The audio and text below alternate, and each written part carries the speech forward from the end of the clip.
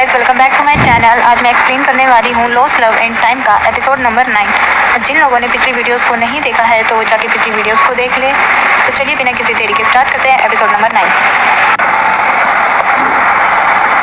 कहानी की स्टार्टिंग में दिखाया जाता है कि जो जनरल होता है वो प्रिंस यांगलिन के मरने पे बहुत ज़्यादा खुश होता है और पार्टी कर रहा होता है।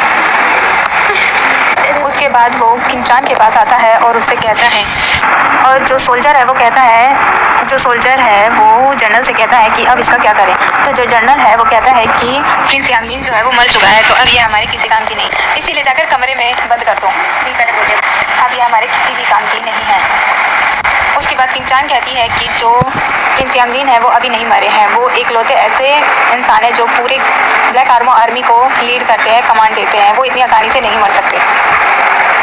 उसके बाद जो जनरल शाओसी है वो कहते हैं कि प्रिंस यांगलिन मर चुका है।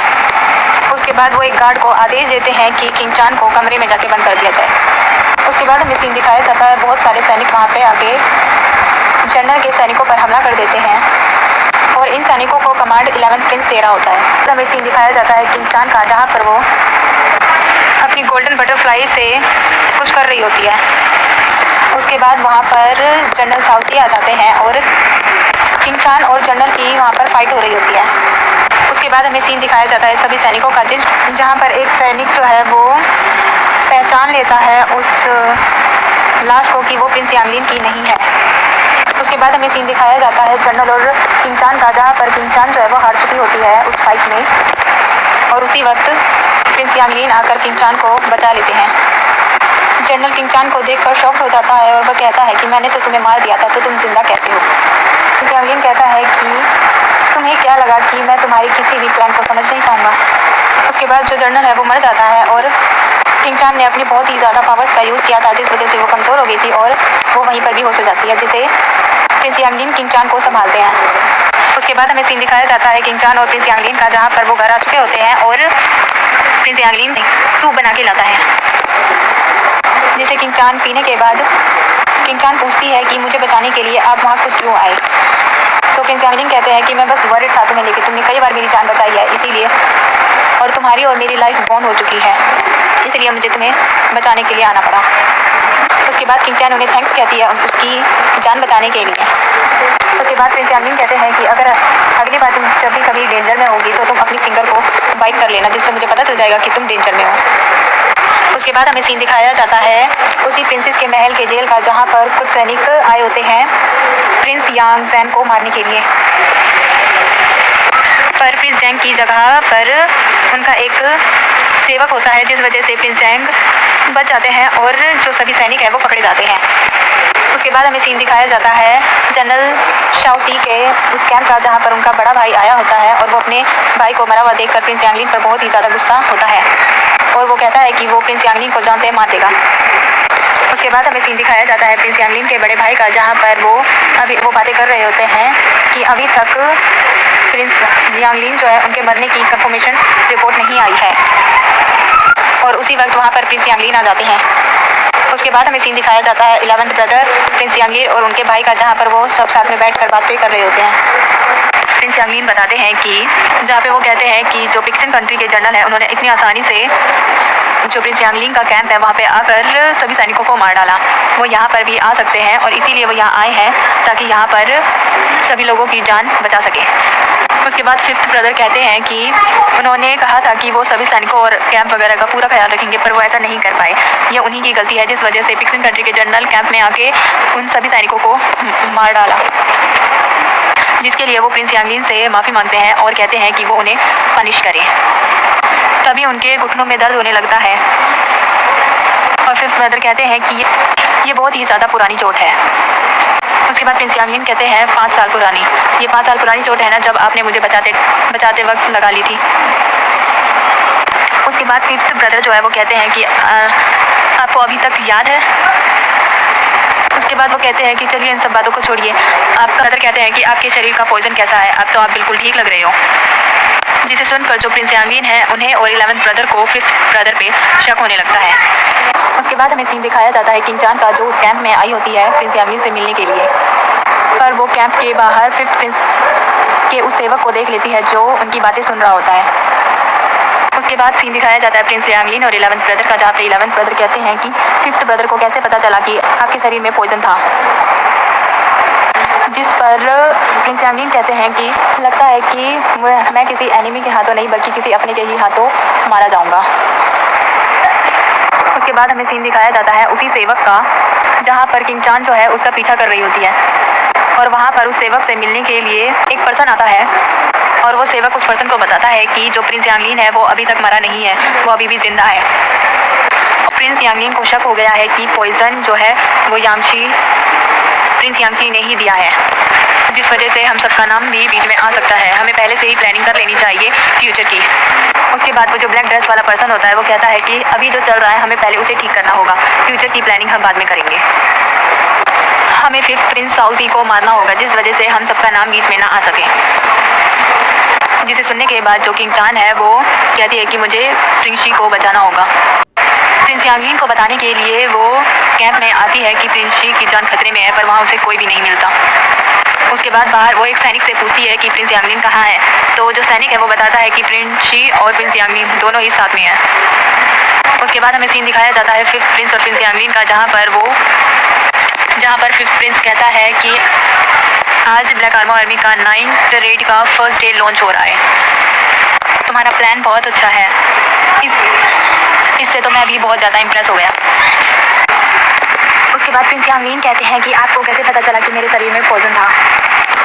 उसके बाद जो 5th ब्रदर होते हैं यांगची वो कहते हैं कि तुम क्या कहना चाहते हो कि ये सब कुछ मैंने किया है, जिस पर प्रिंस यांगलिन हाँ कहता है और कहते हैं कि ये सब आप ही की प्लानिंग थी ना, जिस पर जो प्रिंस यांगची है वो भी हाँ कर देते हैं और कहते हैं कि गॉड ऑफ वॉर के बाद तुम तो बहुत ही अच्छे प्रिंस बन गए और मैं यहाँ पर इंजर्ड होके रह गया और मुझे किसी ने भी नहीं पूछा, मेरी किसी को भी परवाह नहीं थी, इसीलिए ये सब कुछ मैंने किया और अब ये मेरा लास्ट टाइम होगा। उसके बाद जो 5th प्रिंस है वो प्रिंस यांगलिन पर हमला कर देते हैं और उन दोनों में फ़ाइट होने लगती है और उन दोनों की ये फाइट जो 5th प्रिंस का सेवक होता है वो भी देख रहा होता है और जो किंग चान है वो भी उसी साइड आ रही होती है प्रिंस यांगलिन को ये बताने के लिए कि प्रिंसी की जान खतरे में है। इसके लिए वो अपनी फिंगर को बाइट करती है, जिससे प्रिंस यांगलिन को पता चल जाता है कि किंग चान अभी डेंजर में है और इसी बात का फ़ायदा उठाकर जो उनका सेवक है वो 5th प्रिंस को मार देता है। उसके बाद हमें सीन दिखाया जाता है पिक्सिन कंट्री में के महल का, जहाँ पर प्रिंस याओजैंग और वो प्रिंसेस और वहाँ के किंग आपस में बात कर रहे होते हैं। जो प्रिंस जैंग है वो कहते हैं कि मुझे आपको सही सलामत देखकर बहुत ही ज़्यादा खुशी हो रही है और मुझे इस बात की भी बहुत खुशी है कि मैं आपसे मिल पाया। प्रिंस जैंग जो है वो यहाँ पर प्रिंसेस से मैरिज की भी बात करते हैं, जिसके लिए जो प्रिंसेस है वो कहती है कि मैं आपसे अभी तो मिली थी, इतनी जल्दी मैं मैरिज का डिसाइड नहीं कर सकती, जिसके लिए प्रिंसेस के जो फादर है वो उन्हें टाइम लेके सोचने के लिए कहते हैं। उसके बाद जो प्रिंसेस है वो बाहर आके कुछ सोच रही है, वहाँ पर प्रिंस जैंग आ जाते हैं। प्रिंस जैंग जो है प्रिंसेस से कहते हैं कि कल सुबह मैं यहाँ से अपनी कंट्री के लिए चला जाऊँगा, अगर आप तब तक सोच के मुझे बता सकती हैं तो प्लीज़ मुझे ज़रूर बता दीजिएगा, जिसके लिए प्रिंसेस हाँ कर देती है और उसके बाद प्रिंस जैंग वहाँ से चले जाते हैं। प्रिंस यांगलिन और किंग चान का, जहाँ पर किंग चान जो है प्रिंस यांगलिन से इस पूरे मर्डर केस की इन्वेस्टिगेशन करने के लिए कहती है, जिसके लिए प्रिंस यांगलिन मान जाते हैं। उसके बाद हमें सीन दिखाया जाता है किंग चान का, जहाँ पर वो उस डेड बॉडी के पास आई होती है। उसके बाद किंग चान जो है वो एक गोल्डन बटरफ्लाई अपने हाथों में लेती है और उस पूरी बॉडी का इन्वेस्टिगेट करती है। पूरी बॉडी इन्वेस्टिगेट करने के बाद उसे एक पॉइजनस नीडल मिलती है और वो कहती है कि 5th प्रिंस को पॉइजनस नीडल से मारा गया है। उसके बाद किंग चान वापस उसी प्लेस पर आती है जहाँ पर फाइट हुई थी। उसके बाद वो अपनी गोल्डन बटरफ्लाई को यूज़ करके उस पूरी जगह को इन्वेस्टिगेट करती है और इन्वेस्टिगेट करने पर गोल्डन बटरफ्लाई से ही उसे पता चलता है कि जो 5th प्रिंस का सेवक है उसी ने 5th प्रिंस को नीडल मारी थी। उसके बाद वो उसी साइड जाती है जहाँ पर 5th प्रिंस को नीडल मारने के बाद वो सेवक भागा था। जब वो वहाँ आती है तो वो सेवक किंग चान को मरा हुआ मिलता है। उस सेवक को इन्वेस्टिगेट करने के बाद उसके पास से एक नीडल फेंकने वाला चीज़ मिलती है। उसके बाद जब किंग चान आगे बढ़ती है तो उस पर वही ब्लैक ड्रेस वाला पर्सन जो है वो तलवार रख देता है, जिससे किंग चान अपने मैजिक का यूज़ करके उसे उसी जगह फ्रीज कर देती है। उसके बाद हमें सीन दिखाया जाता है प्रिंस यांगलिन का, जहाँ पर उसे जो किंग चान ने अपनी फिंगर उस तलवार पे रखी थी, उसके हाथ पे छोटा सा कट लग गया था, जिस वजह से प्रिंस यांगलिन को भी पता चल जाता है कि किंग चान जो है वो अभी इस टाइम डेंजर में है।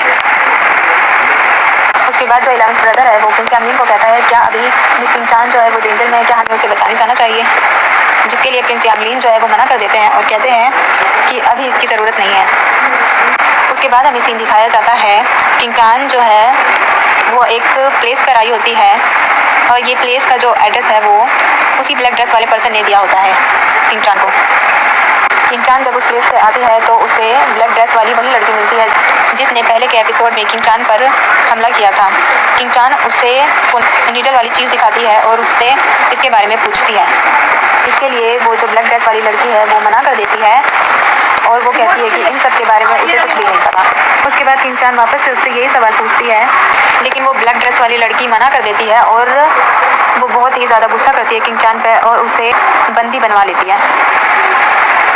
उसके बाद किंग चान को जहाँ पर बंधक बनाया जाता है वहाँ पे और भी बहुत सारी लड़कियाँ होती हैं, जिनमें मिया भी होती है।